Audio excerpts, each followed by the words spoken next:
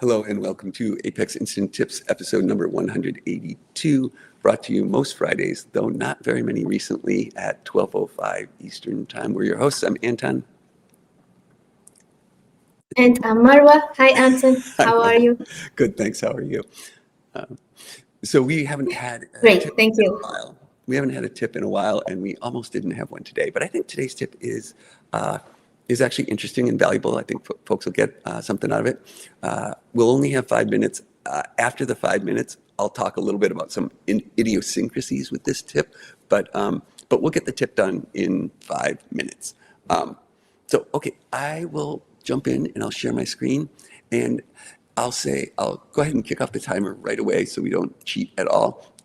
In episode 171, we talked about the ability to pop a modal directly. So right here, I've got in my URL p3empno. If I change this to 7521, it's going to pop that modal for that automatically.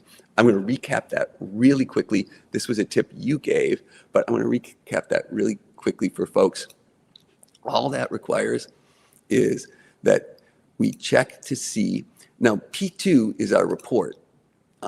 And I'm actually setting P3 empno just because I can. But P2 is our report.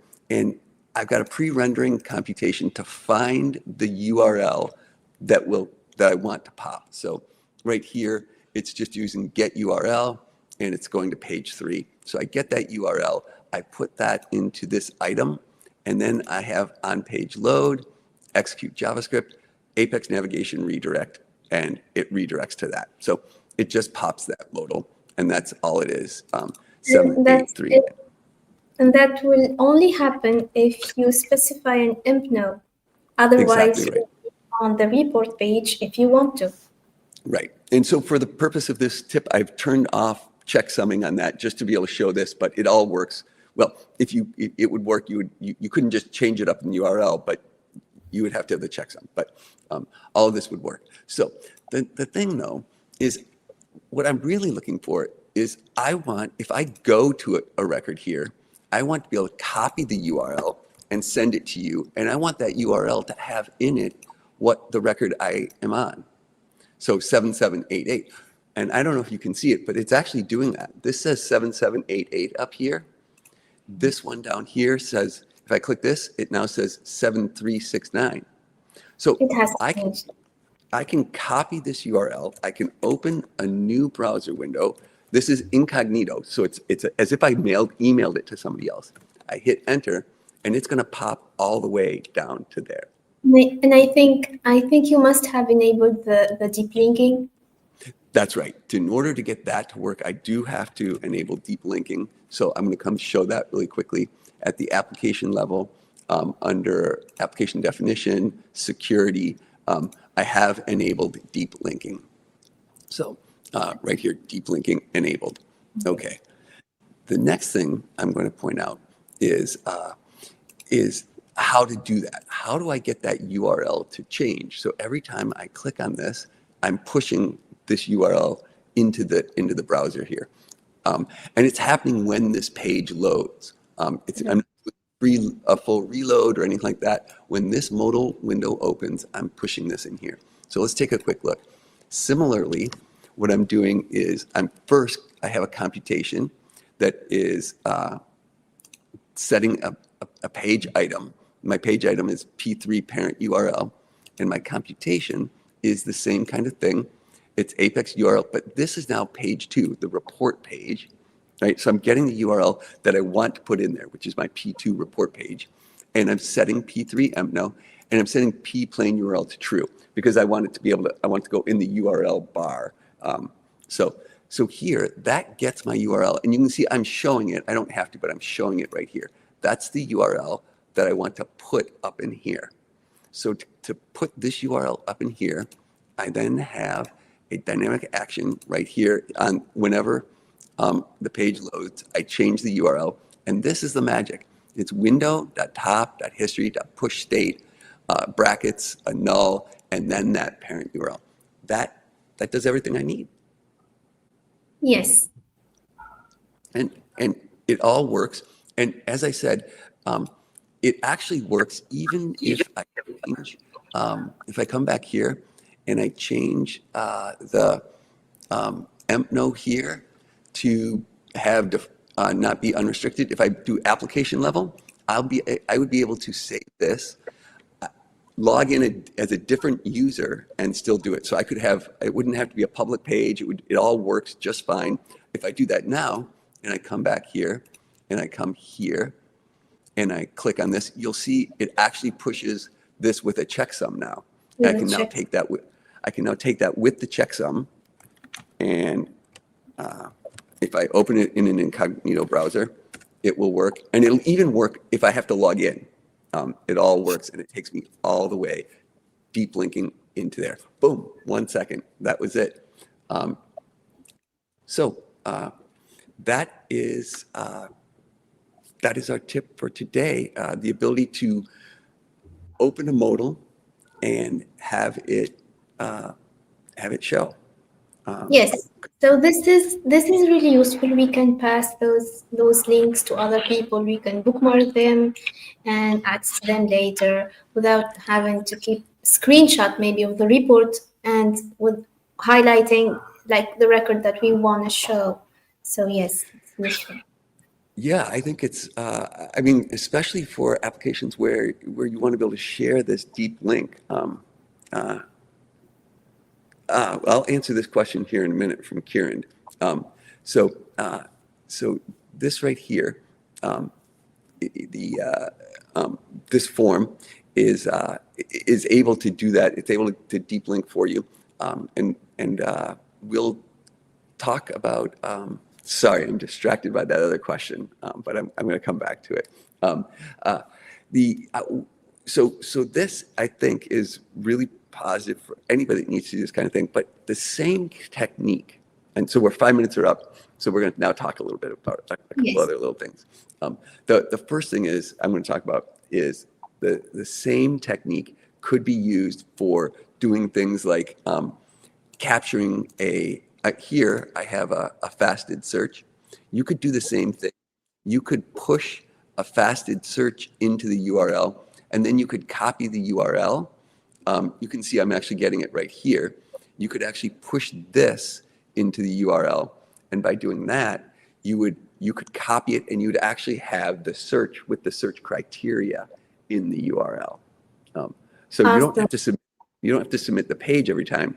You could use that same technique by pushing this into the URL, and you could even merge them.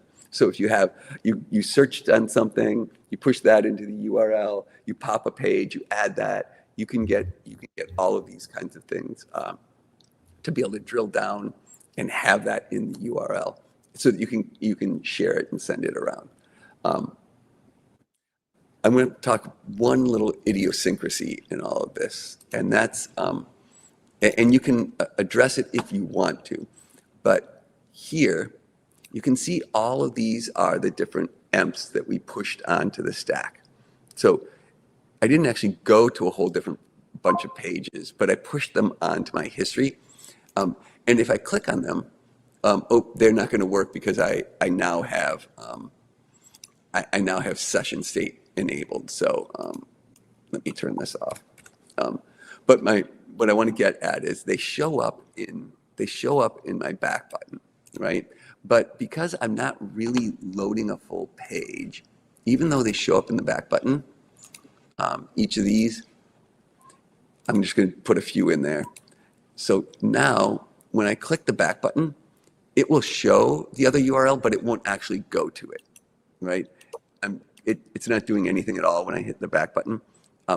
If you want, you can code for it to do that. I'm not so concerned with that myself in this case, but you can pop the state and trigger that to actually go to those additional pages if you want using the back button. I'm not a big back button fan, so I'm okay with just leaving it the way it is, but it's a little idiosyncrasy. All right, I've done a lot of talking on this one, but is it worth learning Apex? There are a lot of layoffs in the Apex team. Yeah, so the Apex team for 20 years has been a really small group. And it grew really quickly over the last few years, and they did a lot of great things with it. There's a whole bunch of sample apps that they created and these kinds of things. And also they did a lot of work to support I think it's Cerner health release.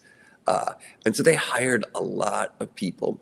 And I'm not happy, nobody's happy that people got laid off, but I don't think that the layoffs on the Apex team represent anything specific about Apex. There were layoffs across the entire company of Oracle. And I think it has to do with AI. I think that Oracle, like a lot of companies, envisions AI as taking the place of a lot of people. And so, Marwa, I don't know if you have thoughts about this, but that's happening in different companies, not only Oracle. We have to go through this change, especially after this AI thing going around. So, yeah. yeah. The other thing I'll say, though, is I think that what it does mean is whether it's Apex or any other technology, pick your technology, there are likely to be changes across the industry for all folks that consider themselves developers. I don't consider myself a developer. That's not what I am.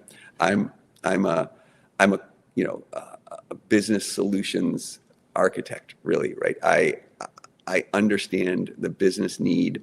I use Apex to implement a solution to the business need, but the hard part is understanding the business need and really understanding what the business process is and how I can use Apex to solve it.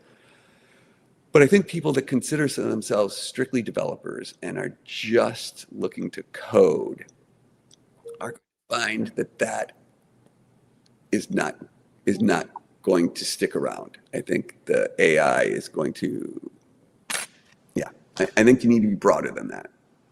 Yes. So, I mean, yeah, we've both done a lot of development, Marwa, you and I, but I don't think that's your biggest skill, is the actual coding.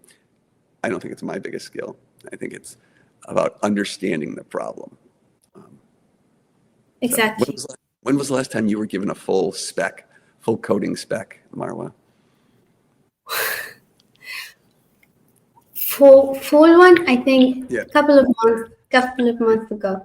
Well, you're lucky then. I don't know if I've ever gotten one that I could, truly code off of. Yeah, it's more about, we, and I think this is true, particularly of Apex developers, is that